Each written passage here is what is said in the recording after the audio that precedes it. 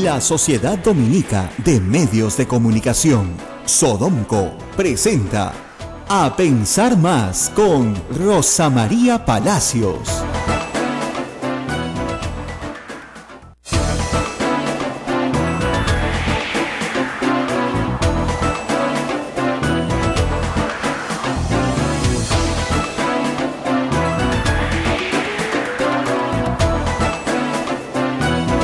De la mañana. Es un gusto estar con todos ustedes en este lunes 27 de marzo del año 2017. Rosa María Palacio. Muy buenos días, Ismael, muy buenos días a todos aquí en Lima y un abrazo muy especial y muy grande, por supuesto, a los piuranos que han sufrido un fin de semana durísimo con lluvias. Tengo amigos ahí que nos iban reportando que la cosa no mejoraba y no mejoraba y no mejoraba. Y las lluvias fueron advertidas ya por el Senami, el posible desborde que finalmente se concretó del río Piura, sobre todo en las zonas bajas rurales. Eso ha hecho que se evacúe a una cantidad importante de personas. Hay varias formas de enfrentar estos peligros, yo siempre lo repito.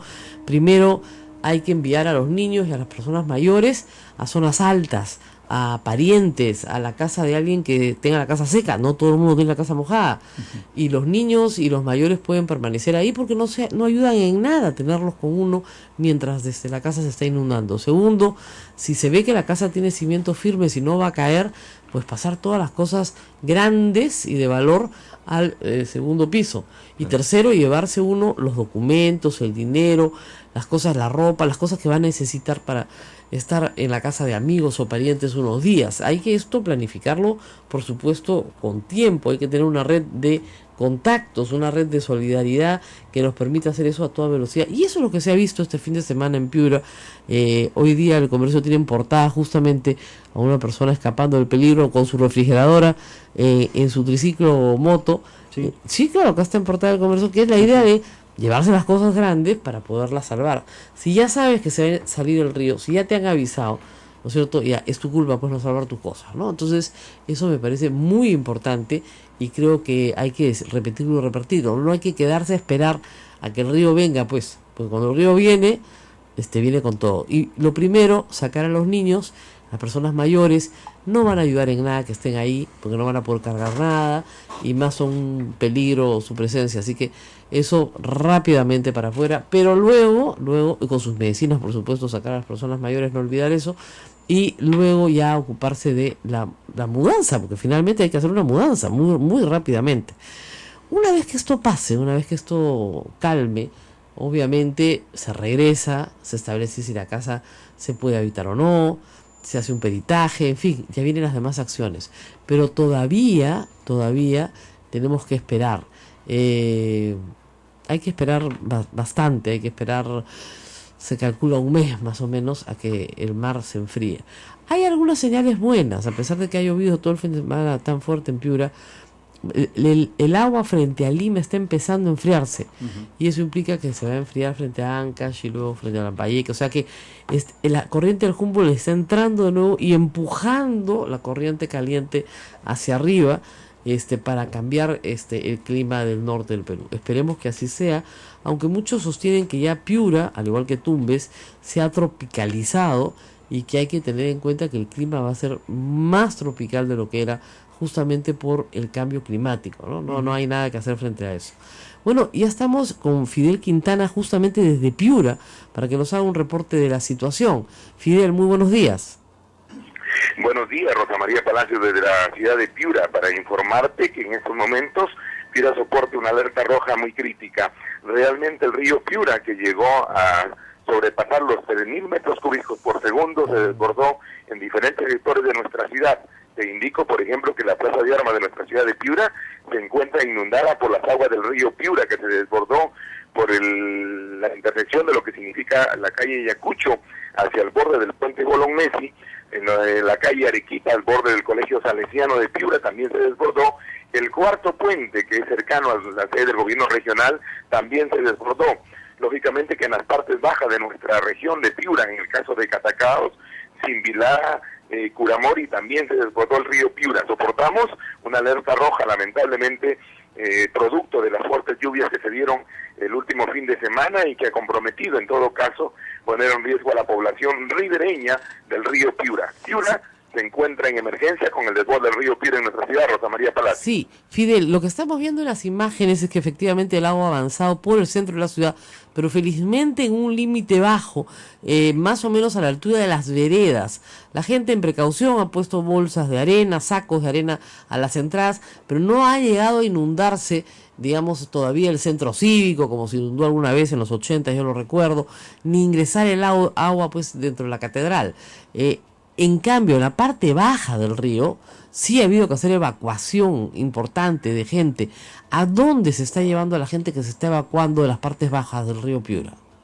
Esa es la preocupación que se vive. Hay varios albergues, como el que funciona en la Universidad Nacional de Piura, que también ha sido inundada por las aguas. Hay el albergue del Colegio Nacional Miguel Cortés de Castilla, y ayer estuve allí aproximadamente cerca de las 12 de la noche para ver si se estaba atendiendo, y se está atendiendo ahí. Hay resguardo policial, hay carpas.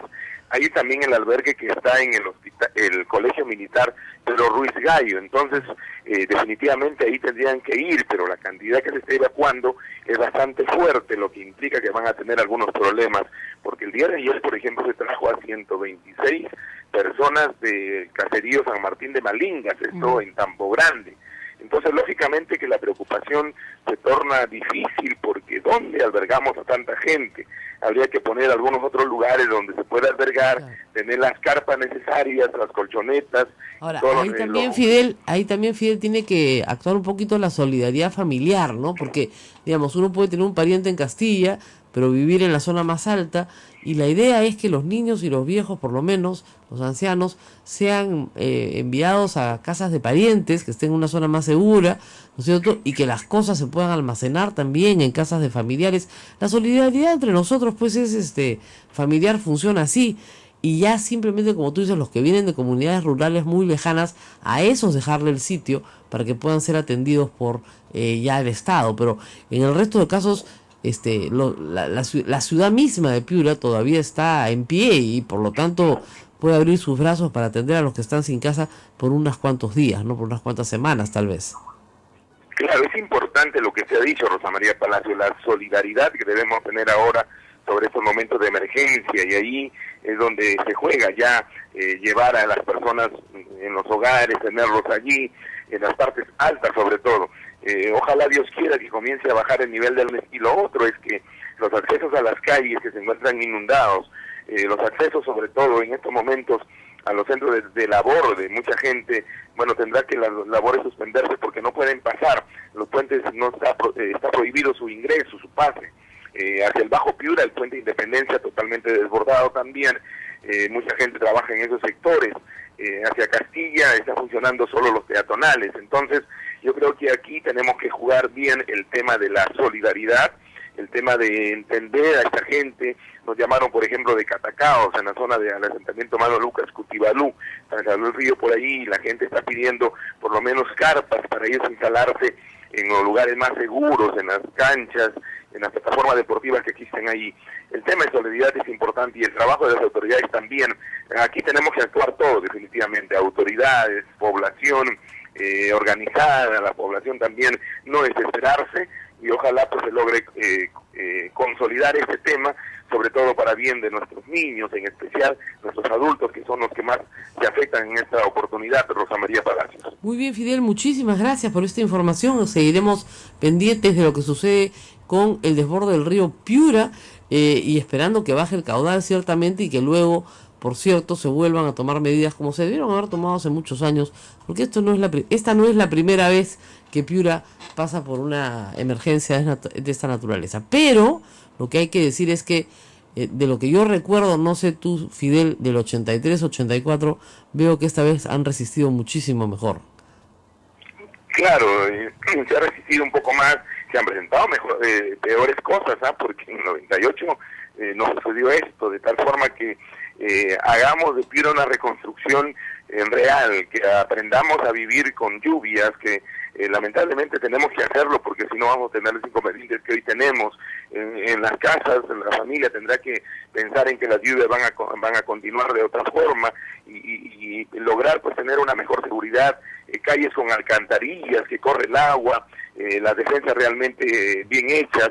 La descolmatación del río Piura debe hacerse porque, imagínate, hemos llegado a 3.000, cuando en el 98 hemos llegado a 4.500, entonces imagínate si hubiera venido una fuerte avenida de 4.500, pues hoy ni siquiera estuviera contándote aquí porque estuviéramos por otro lado, seguro resguardándonos, pero hay que hacer una efectiva reconstrucción y esperamos que las autoridades hagan ese papel y también la propia población y que entendamos que Piura está cambiando totalmente. Rosa María Palacio, muchísimas gracias. Gracias a usted, gracias a Fidel por haber estado con nosotros esta mañana desde Piura informando sobre la situación. Y bueno, no es Piura el único punto en problemas, en otros sitios, claro, ha llovido mucho también, la ciudad de Piura es la que recibe ahora el desborde del río Piura, pero en Morropón parece que la cosa ha sido durísima. También, según leo en algún informe, han soportado la peor lluvia de su historia, la peor lluvia registrada de su historia. Así que hay, pues por supuesto, mucho que hacer por delante y la parte, creo que de infraestructura vial es la más urgente y la que tendrá que enfrentarse en las próximas semanas. En Piura no se han caído los puentes, ahí están que aguantan, con el agua casi al límite, bro. Ahí están que aguantan los puentes. Naturaleza que afecta de la ingeniería. La naturaleza no afecta a la ingeniería, están bastante bien. Me dice que tenemos que irnos a una pausa. No, todavía no. Nuestro productor tiene muchos invitados esta mañana. Vamos a estar con Hernán Núñez, regidor de la Municipalidad de Lima, que quiere formalizar una grave denuncia contra el alcalde. Tenemos que conversar de eso también. El alcalde de Lima ha sentido el huaico que le ha pasado por encima y ya tenía una bajada espectacular en su popularidad y ahora está con 32 puntos. Dicen que hay una cosa que se llama karma. Yo no creo mucho en eso, pero sí creo que si tú haces el bien se te regresa a ti, dicen, multiplicado por 10. Pero que si haces el mal, también te regresa el mal. Y definitivamente Castañeda Locio dirigió personalmente una campaña contra la alcaldesa Susana Villarán que no paró hasta el intento de revocatoria, ¿no es cierto? Y ayer han publicado exactamente las fechas, y en esto es bien interesante. Villarán con 2 años y 3 meses de gestión, marzo del 2013. Marzo del 2017, Castañeda con 2 años y 3 meses de gestión. ¿Qué popularidad tenía Villarán en ese momento? 42%. ¿Qué popularidad tiene ahora Castañeda? 34%. Es decir, la popularidad de Villarán venía en subida y la de Castañeda en bajada. Ahora, sin embargo, les diré, 34% me parece generoso, sobre todo en los niveles populares que todavía lo apoyan, yo creo que por falta de información. Es en el nivel socioeconómico A, B y un poco del C, donde ha caído estrepitosamente, porque yo creo que tiene más acceso a la información. Los niveles más bajos todavía no tienen acceso a la información, pero cuando venga el congresista Núñez, yo quiero que estén todos muy atentos y entiendan por qué se le tiene que denunciar. Lo que se está descubriendo sobre este puente que se ha caído es verdaderamente escandaloso. Se entregó la obra a una empresa que no tenía experiencia en hacer puentes. Entonces, ¿cómo puedes entregar una obra así? ¿No es cierto? Y además, bueno, ya nos va a contar el señor, el regidor Núñez los detalles. Todo parece indicar que hay una actitud dolosa. Que, claro, porque no hubieran entregado ese puente a esa empresa en particular si es que esta empresa hubiera tenido otras características, ¿no? ¿Estaríamos hablando de un delito? Por supuesto, si hay dolo, por supuesto que hay delito. Y de eso nos va a hablar el congresista Núñez, el regidor Núñez, que tiene una campaña muy activa. Confunde, ¿no? Sí, siempre lo confundo. Pero sí, me parece interesantísimo el cuadro. Hace un año el señor Castañeda Locio tenía, cuando todos ustedes tenían los ojos cerrados, tenía 74% de aprobación. Hoy tiene 34%. En un año ha perdido todo. Y ha perdido todo porque se lo merece. Esa es la verdad. Y yo no creo que el pueblo sea injusto con Luis Castañeda Locio. Yo creo que el pueblo está siendo muy justo e incluso muy generoso con lo que le están dando. Porque debería tener una popularidad ya en un dígito. Es un desastre su comportamiento durante la emergencia. La provincia de Lima es también una región. Él está a cargo del río. No ha hecho nada por el río. ¿Ya? Está a cargo del río. Sí. O sea, por supuesto que está a cargo del río. No ha hecho nada. ¿Ya? Y obviamente tiene que compartir responsabilidad con Guarochirí, no ha coordinado nada con Guarochirí sobre el río. ¿Sabes qué? Tú no puedes creer, ni con el Callao, ¿ya? Entonces, no solamente el río Rima, que es responsable del río Lurín y el río Chillón, ¿ya? Es una cosa impresionante, ¿no? Mandarle pues veterinarios para ver los animalitos en Huachipa es casi insultante, ¿no? Cuando tienes que dedicarte a cosas mucho más importantes. Y encima se le cae un puente. Y encima comienza a insultar al presidente como defensa, ¿no? Ladrón de tu condición, no sé, tontería y media, cuando nadie se había metido con él, ¿no? Que ha insultado a todos los alcaldes. Bueno, pues, ¿qué podemos hacer si los alcaldes se roban las donaciones? ¿Qué podemos hacer si la declaran en emergencia a una ciudad y el alcalde lo primero que hace es comprar todo con sobreprecio para sacar su tajada? ¿O eso no está pasando? ¿No? Por eso es que no se declara en emergencia nada, pues. Es impresionante. Bueno, nos vamos a la pausa y regresamos. Esto es A Pensar Más con Rosa María Palacios. Quédense con nosotros, ya volvemos. Sodomco, Sociedad Dominica de Medios de Comunicación.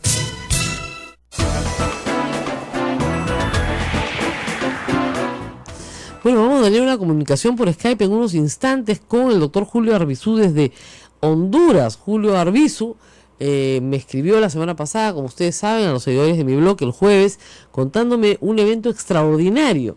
Luego de muchísimos años, 17, de encontrar unas cuentas de montesinos que finalmente fueron abandonadas en su búsqueda y devolución al Perú, se ha logrado ya que se devuelva al Perú 17 millones de dólares. 8 eran los originales, por cierto, los que están en los depósitos, pero más los intereses y todo lo que ha pasado en estos años, y unas cuentas más que se han encontrado en Luxemburgo. Entre Suiza y Luxemburgo se devuelven al Perú 17 millones de dólares de los robos de Vladimiro Montesinos, que irán al CONAVI, que es la Comisión Nacional de Bienes Incautados. El CONAVI siempre tiene que tomar la decisión de a dónde van. Mucha gente dice, tiene que ir a la emergencia, irá a la emergencia, o lo que se ha hecho muchas veces es a fortalecer tareas policiales, justamente de lucha contra la corrupción. En la línea telefónica tenemos también al regidor de la Municipalidad de Lima, Hernán Núñez, que está con nosotros. Muy buenos días, regidor. Buenos días, Rosa María. Bueno, entiendo que ya después de toda la información que se ha recogido sobre la responsabilidad de Luis Castañeda Locio durante esta emergencia, usted cree tener la posibilidad de presentar una denuncia contra él, una denuncia penal. Explíquenos, por favor, de qué se trata. Sí, bueno, en efecto, hay varios elementos que pueden configurar posibles delitos. El primero, por ejemplo, que no se haya cumplido con el manual del Ministerio de Transportes y Comunicaciones, que señala que los puentes permanentes deben ser diseñados hacia 75 años. Sin embargo, el puente Solidaridad fue diseñado con una proyección de 20 años, es decir, 55 años no fueron considerados por los funcionarios de ese entonces del alcalde Castañeda, muchos de los cuales han regresado a EMAPE. Pero además, el propio perfil del puente Solidaridad, que se cayó, señala que debía haber un mantenimiento correctivo cada 5 años, es decir, si se entregó la obra en el 2010, el mantenimiento se debió haber sido en el 2015, cosa que hemos consultado también en el Consejo, y hasta el momento no tenemos respuesta sobre esta interrogante. Y otro tema también sumamente concreto es que la ley de contrataciones señala que si dentro de los 7 años de entregada la obra ocurre algo, hay una responsabilidad directa del contratista, de la empresa supervisora y de la entidad, en este caso de MAPE, de manera que este puente se ha caído antes de culminar los 7 años, de manera que hay una responsabilidad directa, al menos de estas claro. tres. Pero, regidor Núñez, yo entiendo que hay responsabilidad civil, es decir, la empresa tendría que pagar daños y perjuicios por la caída del puente a EMAPE. También puede haber responsabilidad administrativa en EMAPE por no haber hecho el mantenimiento preventivo, por no haber hecho un concurso en el cual se elija a una empresa que tuviera experiencia haciendo puentes, pero no sé si hay responsabilidad penal del alcalde de Lima. ¿Cuál es el dolo en este caso? Bueno, de alcalde directamente habría que evaluar si es que este tema le atañe, aunque hay que recordar que el alcalde es el responsable administrativo de la municipalidad también, no solamente es la autoridad política, sino que él tiene funciones ejecutivas y administrativas. Y hay un elemento también a considerar, es que el perfil de la obra señala que la empresa no solamente debía hacer el puente como tal, sino que tenía que hacer el enrocamiento, Así los es. gaviones en todas estas zonas de influencia del puente, cosa que no sabemos si se ha realizado y hay que revisar el expediente técnico para que en efecto se pueda demostrar que se hizo así. Si no Ahora, se ha hecho así, en no cuanto a la solamente- selección de la empresa, ¿se puede probar que hubo un favorecimiento indebido?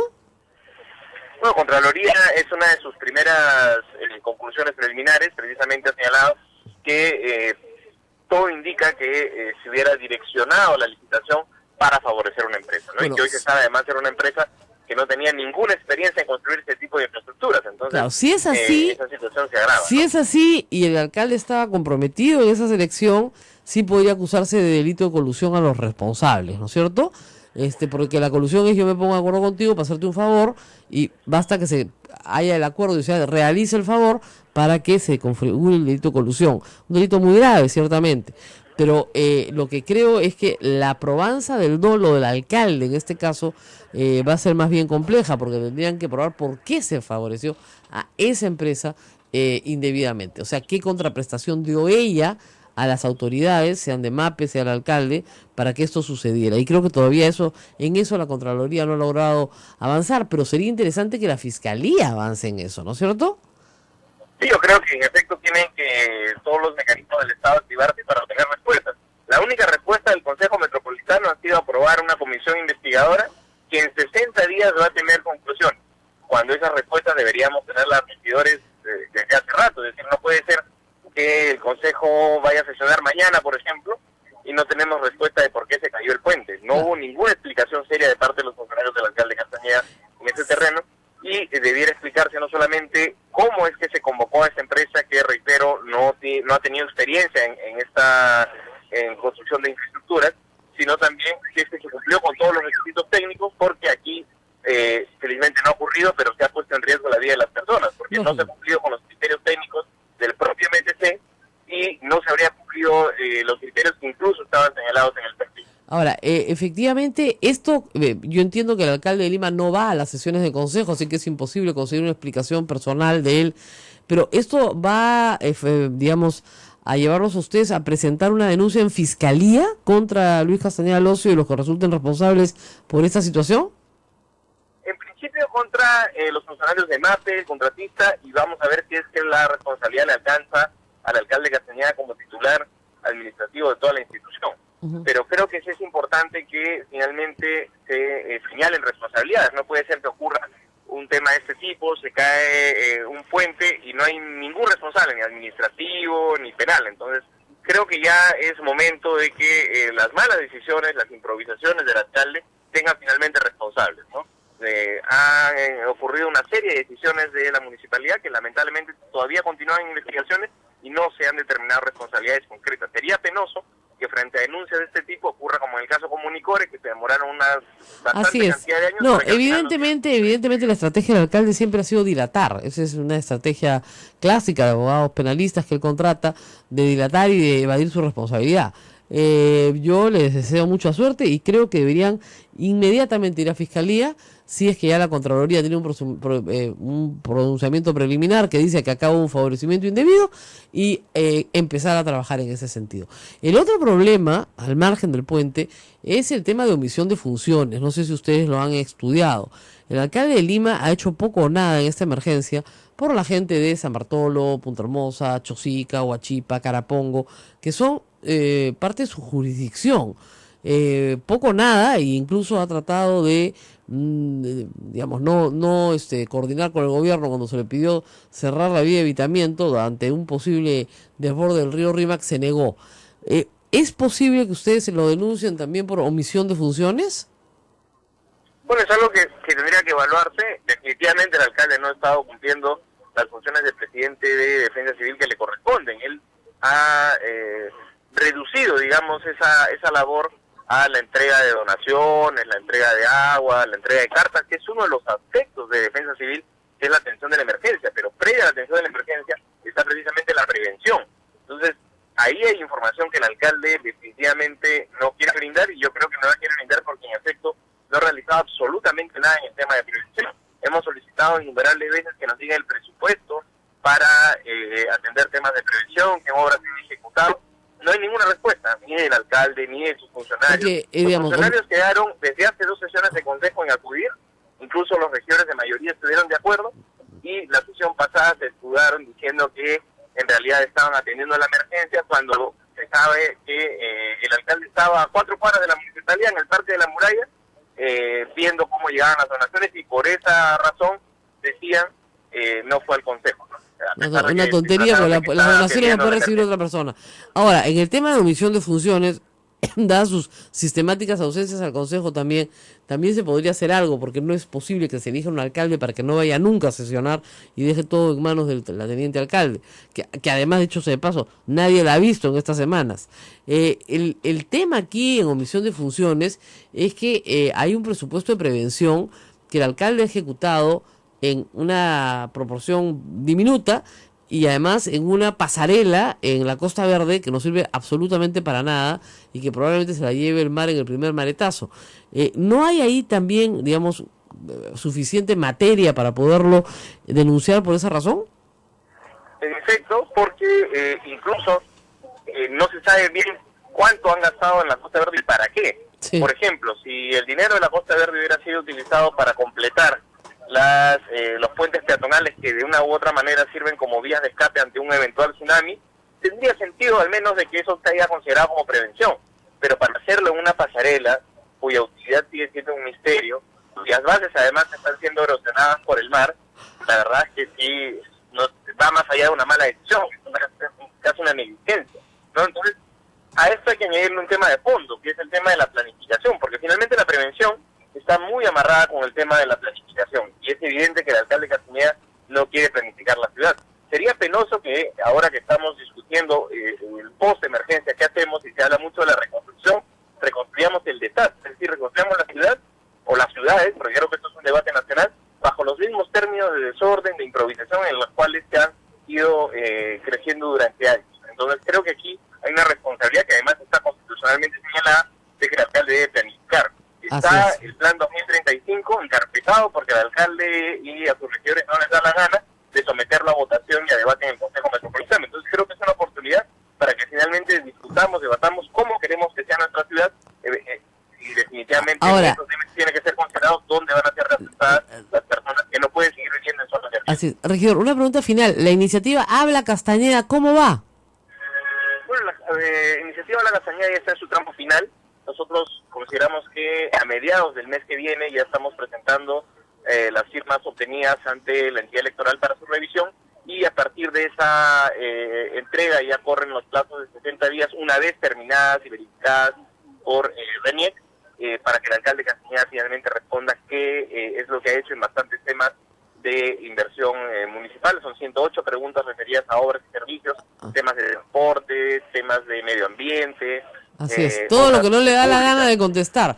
Se han tenido que recolectar 50.000 firmas para que el señor conteste lo que debería contestar por obligación. Yo sí creo que omisión de funciones, que está en el Código Penal, es un tipo penal que le alcanza. La pena es mínima, pero por lo menos que le quede constancia de que no hizo nada cuando tenía que hacerlo, ¿no? Y que se pasó años insultando a la Villarán, ¿no? Mandando esbirros, por supuesto, ¿no? Inepta, ¿cómo era? Inepta, vaga. Bueno, pues, ¿quién es el inepto y quién es el vago ahora? Imagínense. Sí. Bueno, gracias. Yo creo que eso se ve reflejado en las encuestas, ¿no? Así es, que me parece justicia divina. Bueno, muy bien, muchísimas gracias al regidor Núñez por todas estas iniciativas, las denuncias que se van a plantear por el tema del puente, y nosotros nos tenemos que ir a una pausa, pero ya regresamos con Julio Arbizú, que está en la línea telefónica vía Skype. Está vía Skype con nosotros, desde Honduras. Desde Honduras. Así es. Vamos y regresamos. Sodomco, Sociedad Dominica de Medios de Comunicación. Son las 8 de la mañana, 37 minutos. Continuamos. Esto es A Pensar Más con Rosa María Palacios en las emisoras de Sodomco, Radio Santa Rosa en Lima, Radio Santo Domingo Chimbote, Radio San Martín Arequipa y Radio Veritas RTV Cusco. También estamos con Radio Cepagua Ucayali, Radio Quillabamba La Convención y Radio Madre de Dios en Puerto Maldonado. Rosa María. Y bueno, estamos con Julio Arbizú. Yo les contaba esta historia fantástica de un dinero que se perdió. O sea, no se perdió, siempre estuvo ahí. Nadie reclamó por muchos años. Julio, muy buenos días. ¿Aló? Hola, ¿me escucha? Ahora sí te escuchamos. Muy buenos días. Desde Honduras y nosotros aquí en Lima. Bueno, cuéntale al público un poco la historia que me contaste en este correo electrónico que yo ya publiqué en mi blog y que ha tenido una enorme acogida. Cuéntale al público de la radio ¿qué pasó con este dinero, este Vladidinero, que no volvía y no volvía. Bueno, mira, Rosa María, como te escribí, primero me entero de esto porque me escribe a su vez un abogado peruano que había trabajado en Suiza por mucho tiempo, que yo conocía allá en Suiza, para contarme de esta buena nueva, de la devolución finalmente de varios millones de dólares producto de operaciones ilícitas en las que en las que participó Vladimiro Montesinos y otros miembros de la red criminal. Y yo te contaba que esto empezó en realidad hace bastantes años, en diciembre exactamente del 2011, cuando por encargo del Ministerio de Justicia yo viajé a París a una reunión del OCDE. Yo tenía encargado participar de un foro de la sección de gobernanza de OCDE, a donde el Perú quería insertarse, y me pidieron que haga una exposición sobre la red criminal precisamente de Montesinos y Fujimori en el pasado, esta experiencia positiva, ¿no?, de haber encarcelado a un presidente y a varios altos funcionarios del Estado. Y allí, una vez que yo terminé la exposición, se me acercó una persona que se identificó como un funcionario del Ministerio de Justicia de Luxemburgo. Y me dijo: mire, doctor, usted es funcionario peruano, ¿verdad? Sí, le digo. Pues mire, me dice, yo no sé qué están haciendo ustedes, pero parece que nada por recuperar 8 millones de dólares que hay en la cuenta de un banco de Luxemburgo, en 2 cuentas de un banco de Luxemburgo, y que están a nombre de un tal Vladimiro Montesinos Torres. El problema, me dice, es que este Vladimiro Montesinos Torres, titular de las cuentas, a través de una persona, está solicitando una liquidación de intereses. ¡Qué bárbaro! ¿Y esto ya, qué año era, Julio, ya? 2011. 2011, imagínate. Diciembre del 2011. Ah. Entonces, claro, yo, como podrás entenderlo, me sorprendí tremendamente porque no tenía en mi registro, pese a que tú sabes, yo había trabajado antes en la Procuraduría Doc Fujimori Montesinos, pero no tenía en el registro esas cuentas. Entonces, ya de regreso a Lima, lo que hice fue reunir a todo el equipo de la Procuraduría y empezamos a nadar en los expedientes viejos, en los expedientes que habían quedado, de hecho, sin movimiento desde hace tiempo, y encontramos que efectivamente en uno de los procesos por coimas, Vladimiro Montesinos había sacado 8 millones de dólares y los había depositado en este banco de Luxemburgo que este funcionario me contaba. Así es que nos dimos cuenta que el proceso estaba estancado en Perú, es decir, ni siquiera había una solicitud formal para que Luxemburgo devolviera el dinero, había que conseguir esa solicitud formal. Hicimos un informe oral en Perú, en un juzgado peruano de ejecución, un juzgado de instrucción, y recién salió la solicitud a Luxemburgo. El problema era que ese proceso no tenía todavía a Montesinos condenado. Y tú sabes que la regla, hay excepciones, pero la regla es que para repatriar un dinero o para incautar un dinero o para incautar bienes en general, el titular de esos bienes o de ese dinero tiene que estar condenado. Entonces, claro, pero ¿no se podía decir que en realidad era parte del mismo robo de los otros procesos? Sí, pero igual había que conectarlo con esos otros procesos en los que Montesinos tenía. Esa era una de las alternativas, digamos. ¿Era eso o lo que un tiempo después nos dimos cuenta que podíamos hacer? Es decir, por pérdida de dominio, que es esta herramienta para incautar bienes sin necesidad de sentencia condenatoria, ganar una sentencia de pérdida de dominio y homologarla en Luxemburgo. Eso fue lo que se hizo. Y el caso es que, en verdad, tiempo después, yo volví a viajar a Luxemburgo para hablar con las autoridades de allá y comentarles estas posibilidades. Tuve una muy buena recepción allá en el Principado. En el interín nos enteramos que había más cuentas que estaban en la misma situación, y ya no en Luxemburgo, sino en Suiza. Eso. Entonces viajé, que está muy cerquita, Luxemburgo de Suiza, viajé en un tren, me entrevisté con algunas autoridades suizas también, y lo que pasó en ese momento ya es obra del azar. Una abogada de la Procuraduría me había hablado del Instituto de Basel, el Basel Institute para la Gobernanza. Así es que yo estaba en Ginebra, me parece, o en Zúrich, y me tomé un tren a Basilea que es la ciudad donde está el instituto, y me presenté como una persona que llegaba, y bueno, yo les dije que era procurador de Perú, les conté la historia de Montesinos y Fujimori, ellos la conocían más o menos, pero la presidenta del Instituto de Basel, Greta Fenner, bajó en ese momento y me dijo, mire, doctor, aquí hay una persona que conoce bastante mejor que yo el caso, la voy a llamar.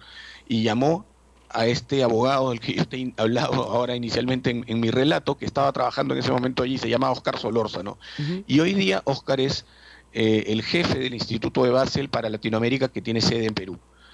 Desde ese momento, estoy hablando ya del 2013, inicios de 2013, hasta que yo me fui de la Procuraduría, renuncié yo en diciembre de 2013 y me fui finalmente en enero de 2014, trabajamos junto con Óscar y por supuesto la Fiscalía, se firmó un convenio con el Instituto Basel y desde ese momento hasta ahora todas las gestiones apuntaban a esta devolución. Finalmente esto ha terminado aparentemente y en los próximos días ya debe estarse anunciando. Se calcula que son 17 millones de dólares lo que se va a lograr incautar. Efectivamente, eso es lo que yo he leído.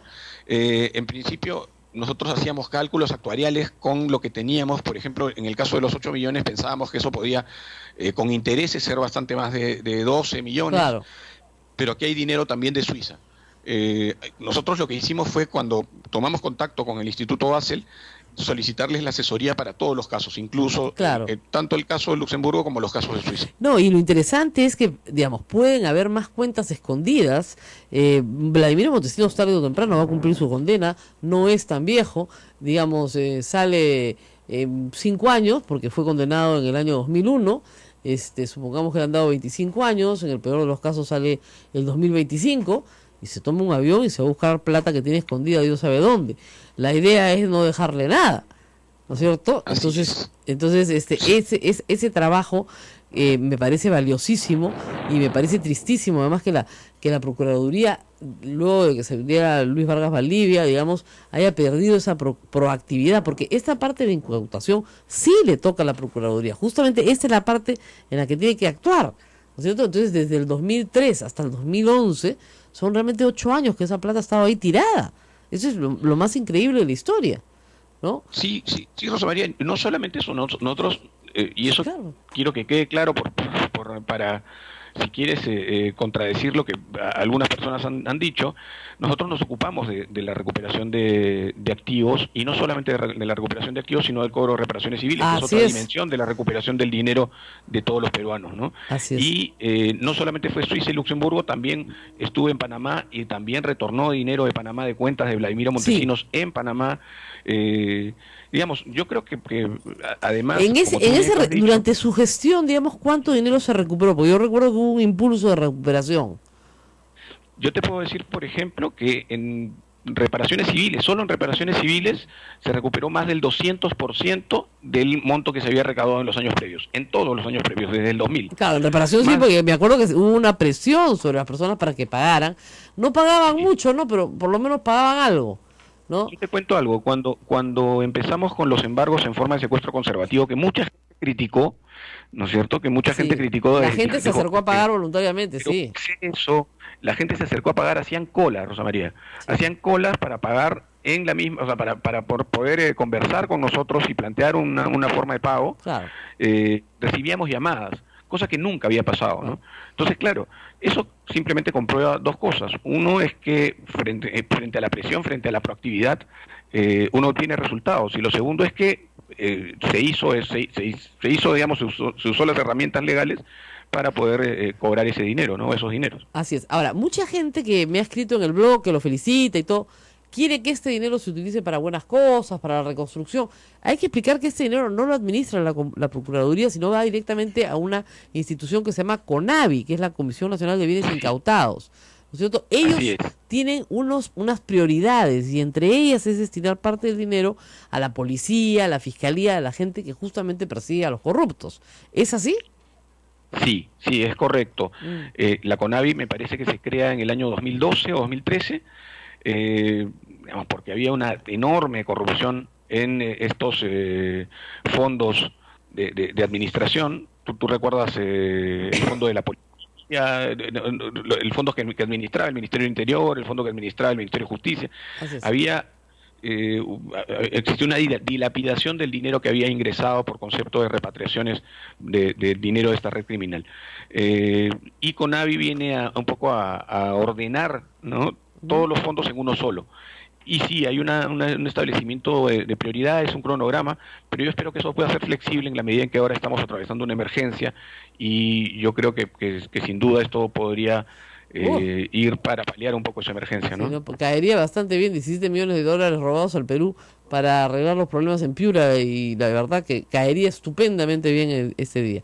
Bueno, muchísimas gracias a Julio Arbizu, porque además nos hemos enterado de esta historia por él, porque ningún medio lo ha publicado, el Ministerio de Justicia no ha informado, la Fiscalía no ha informado, la Procuraduría no ha informado, y ellos tienen que haber sido notificados. Nadie quiere contar la historia, pero felizmente Julio Arbizu nos lo ha contado, y puedo decir que dentro de mi Facebook, digamos, ha sido una de las historias con más alcance, récord en las historias que yo he contado en mi trabajo. Así que muchísimas gracias por compartirla también. Se ha compartido en Utro PE con nosotros, pero el resto está como mudísimo, ¿no? Y ojalá le den el crédito. Ojalá le den el crédito. ¿Qué le van a dar el crédito? Acá no le dan crédito a nadie. Bueno, Julio, muchísimas gracias por la conversación. Espero que los fujimoristas se pongan furiosos, cosa que nos va a alegrar mucho a todos, pero son 17 millones de dólares para el Perú, 17 millones de dólares robados al Perú, que regresan justamente después de 17 años de la caída del régimen de Alberto Fujimori. Imagínense ustedes cuánta platita más puede andar por ahí suelta. Muy bien, gracias Julio por estar con nosotros. No, Rosa María, un minuto nada más. Sí. Muchísimas gracias a ti por la llamada. No interesa aquí el crédito, creo yo. Lo que interesa es que la plata regrese. Lo que interesa también es reconocer el trabajo colectivo de una serie de personas que después que yo me fui, por ejemplo, tomaron la posta, y este es un triunfo del país, ¿no? Porque cuando se hacen bien las cosas, cuando el país recupera una cantidad de millones que le fueron arrebatados, pues todos ganamos, ¿no? Y nada, una vez más, muchísimas gracias por la difusión. Quiero recordar que esto está en la página de Basel, del Basel Institute. El que ha informado, si no ha informado el Ministerio, si no ha informado la Procuraduría, el que ha informado esto es el Instituto de Basel, y es importante reconocer también su actuación, ¿no? Ah, sí, porque hay instituciones así privadas que se dedican efectivamente a perseguir la corrupción en el mundo entero, y son muy efectivas, gracias a Dios que existen. Bueno, muy bien, muchísimas gracias nuevamente a Julio Arbizu por estar con nosotros, y ahora nos tenemos que ir a la pausa y regresamos para seguirles comentando cómo van las cosas en Piura, porque la verdad es que el agua ya pasó el nivel del puente hace rato, y por esa razón se ha inundado toda la parte del centro de Piura, ¿no? El puente sigue intacto, pero está bajo el agua. Y está prácticamente bajo el agua. Bajo el agua ya, ¿no? Pero sigue intacto, pero bajo el agua. Así que la gente ha decidido atrincherarse en sus casas, que me parece muy bien. Obviamente los colegios están suspendidos hasta abril en Piura, y se van a atrincherar en las casas hasta que baje el nivel del agua. Pero va a bajar. Que me tengan fe, va a bajar, no se va a quedar ahí, tiene que bajar. Y cuando uno va a Piura y no hay este tipo de problemas, de verdad que son metros del río abajo, ¿eh? Es increíble la subida del río, increíble. Políticos, periodistas y muchas personas están haciendo uso del hashtag Fuerza Piura, que está subiendo muy rápido en las redes sociales en los últimos minutos. Rosa María, seguramente se podrá convertir en trender topic o topic, sí, ¿no? de todas maneras, ¿no? Yo creo que vamos a darle también nuestro apoyo a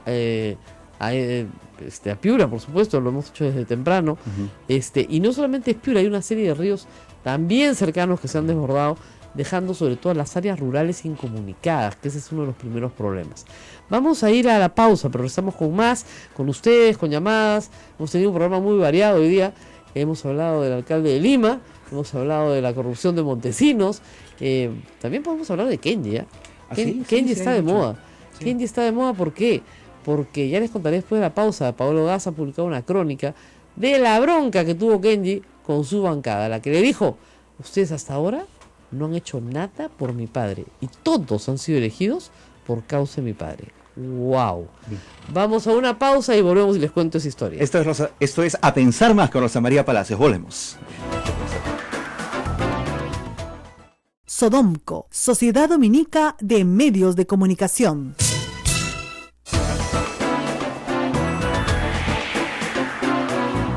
Continuamos, esto es A Pensar Más con Rosa María Palacios. Bueno, fuerza Piura, porque hay que aguantar algunos días, pero van a salir adelante. Ha habido mucha prevención, aunque parezca mentira, desde el gobierno central en el año 2016. Un grupo de ministros está en RPP defendiéndose con uñas y dientes ante la mudez del panel, por lo que veo, y diciendo todo lo que han hecho y lo que no han hecho y toda la plata que han gastado y no han gastado. A raíz de una publicación del Comercio el día sábado, engañosa la verdad, porque dice, Humala derivó 3.000 millones de soles de prevención a otras cosas. Miren, quien no sabe del presupuesto público se deja engañar con facilidad. Pero es bueno que ustedes sepan lo siguiente: el presupuesto público es una autorización de gasto. No significa que la plata exista, significa que te autorizan a gastar hasta tanto. Este es tu techo. Claro. Si entra la plata y recaudamos, puedes hacerlo hasta tanto, en la medida en que la necesidad exista. Si la necesidad no existe, tienes un saldo en tu presupuesto. Entonces, a fines del 2015, efectivamente, no hubo niño, pues.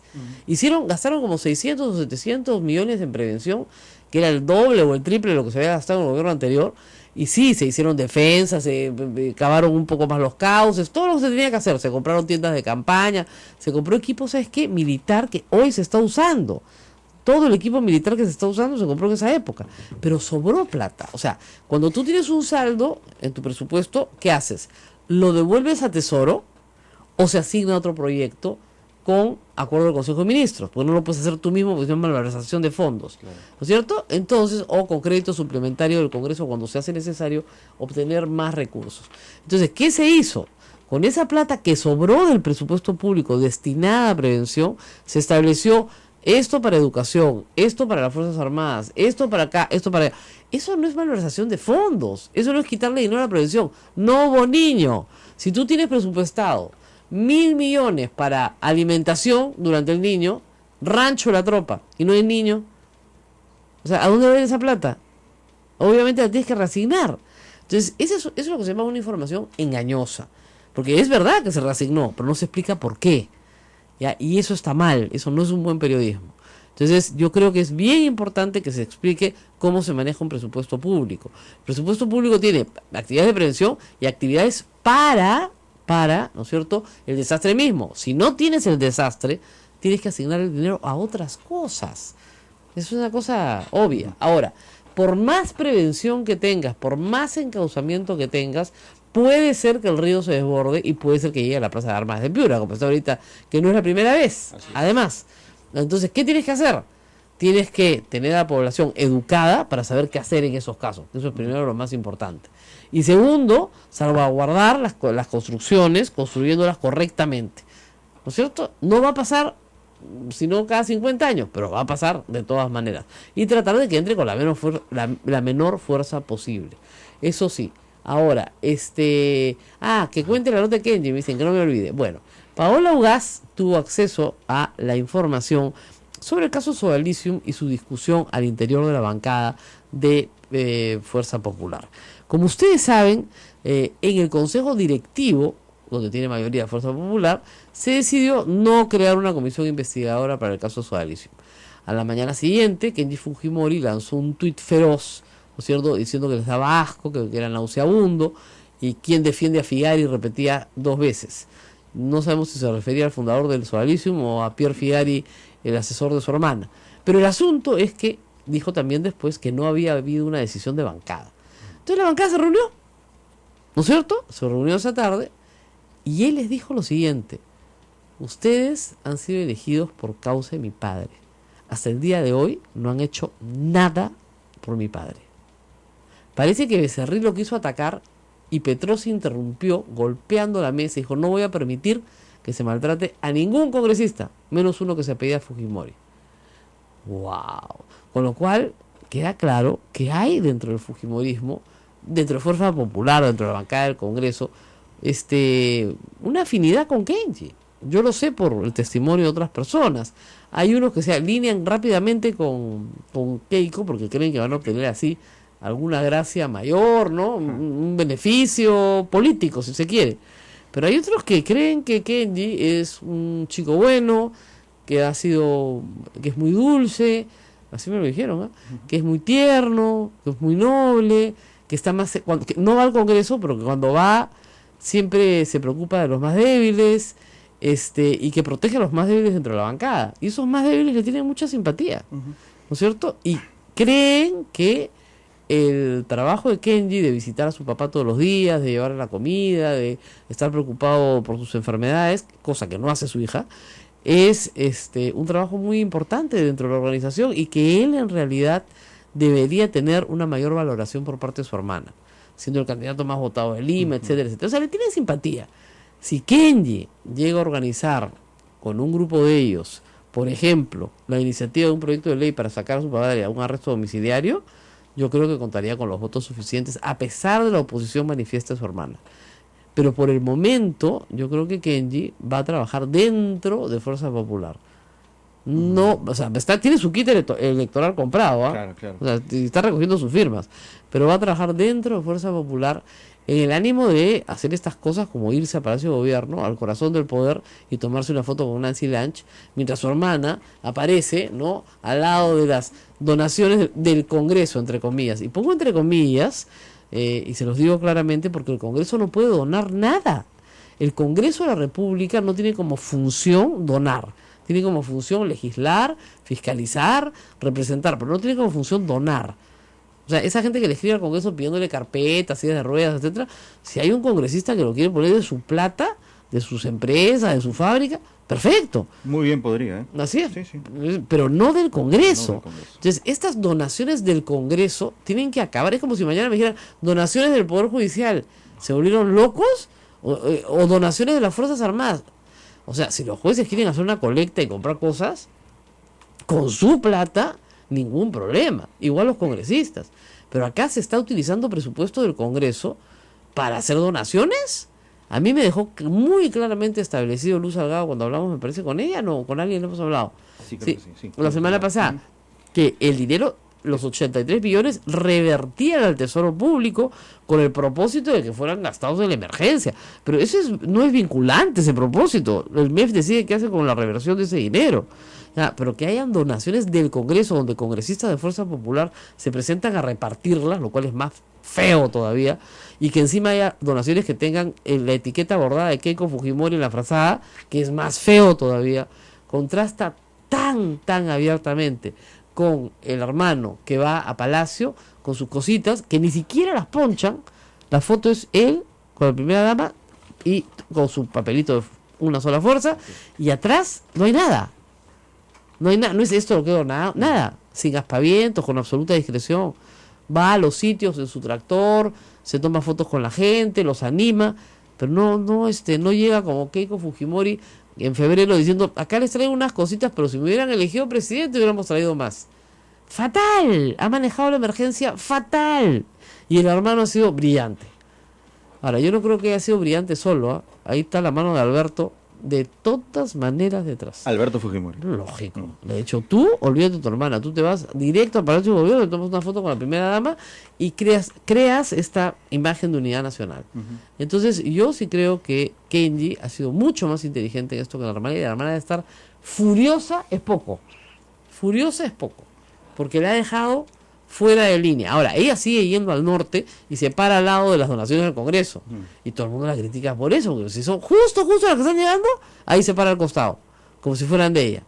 Y está muy mal, pues. Muy mal. Bueno, hay mucha gente que se está riendo porque yo comparé al emperador Claudio con Kenji Fujimori en mi columna de ayer. No me refería, por si acaso, a la novela de Robert Grace, Yo Claudio, que lo presenta pues como un tartamudo. No, o sea, sí era una persona, de acuerdo a la historia de Roma, que tenía algunas limitaciones verbales, pero terminó siendo uno de los mejores emperadores después de que toda su familia se envenenó entre ella. Claro, en esa época el veneno era el arma perfecta para el asesinato. Claro. Y como todos pensaron que él no era importante, ¿no es cierto?, que no hablaba bien, que no decía cosas inteligentes, siendo inteligente, ese hombre se dedicó a leer, ¿no es cierto?, a mantenerse al margen, y al final todos se mataron y él quedó solito. Entonces Claudio terminó siendo emperador y no lo hizo mal, la verdad que fue un buen emperador. Así que yo comparo las limitaciones verbales de Claudio con Kenji, y también la capacidad de ser ninguneado, si quieres, por los demás, y que resulta que el ninguneado comienza a tener más poder revertir la situación. Exactamente. ¿no? Hay una encuesta reciente que pone a Keiko como candidata natural, pero hay un 16% que cree que Kennedy podría ser el candidato, a pesar de todas sus limitaciones. Y eso significa que si él se presenta contra su hermana, le resta votación, porque van al mismo núcleo de votantes. Claro. Y al restarle votación, probablemente la saque la segunda vuelta. O sea, él no gana, pero ella no pasa la segunda vuelta. Y eso es una traición, muchos dirán. Sí, pero el pacto del 2006 de los hermanos Fujimori era sacar a su papá de la cárcel. Y ese pacto se ha roto. Ese pacto es sistemáticamente incumplido por Keiko, que no quiere, teniendo los votos, sacar a su papá a un arresto domiciliario, que podría sacarlo ahorita cuando cumpla 80 años, sin ningún problema, a él y a muchos más. La pregunta que muchos harían es, ¿por qué no sacaría a su padre de la cárcel? Porque lo odia, no va a verlo. Oye, perdóname, discúlpenme, todos los que me están escuchando, si mi padre está preso o mi padre está en el hospital, yo voy todos los días. O procuro hacerme ya una rutina para ver cómo está toda la semana, 2 días por semana, me turno con mis hermanos. No va nunca. No va nunca desde el 2011, en que se pelea con su padre por la historia de la enfermera que su padre mete en la lista parlamentaria. Y se pelea con su padre porque además no gana, cosa que causa una profunda decepción en su padre y también en ella, y se pelean porque no gana. Así de terrible. Ahora, no es precisamente el modelo de familia que todos quisiéramos tener, ¿no? Es bastante, pero bastante complicado. Bueno, mientras veíamos esto, veíamos una defensa en mudo, heroica, de los ministros de Humala, que han dejado mudos a los comentaristas de RPP. Esa foto sería buena, ¿no? Mudo, no pueden decir nada. Y por supuesto estamos viendo las imágenes terribles de Piura. Mucho valor y paciencia. Y me han pedido que comente antes de irnos el proyecto de la congresista letona. Miren, es una estupidez. No vale la pena dedicarle ni 2 minutos, porque eso se lo huele el Tribunal Constitucional en 15 segundos. Es absolutamente inconstitucional. O sea, las empresas periodísticas son empresas privadas. Es como si mañana me sacaran una ley para que el gerente general de, no sé, pues Bacus tenga tales características. Eso no puede hacer la ley. No se puede. 2, tampoco una persona investigada, ¿no es cierto?, puede tener un problema para acceder a un trabajo, porque la presunción de inocencia existe. Entonces tienes que ser una bestia, discúlpenme, no haber estudiado Derecho para escribir en un proyecto de ley que una persona investigada no puede tener determinado trabajo. No sé en qué facultad es la señora letona, pero debe ser la vergüenza de su facultad. Bueno, nos vamos. Nos vamos, buenas noticias. El hashtag Fuerza Piura ya es tendencia a esta hora de la mañana. Hagamos efectiva esa tendencia. Sí, qué bueno. Ayudemos. Nos vemos. Chao. Hasta aquí, A Pensar Más con Rosa María Palacios. Este programa fue producido por la Sociedad Dominica de Medios de Comunicación, Sodomco.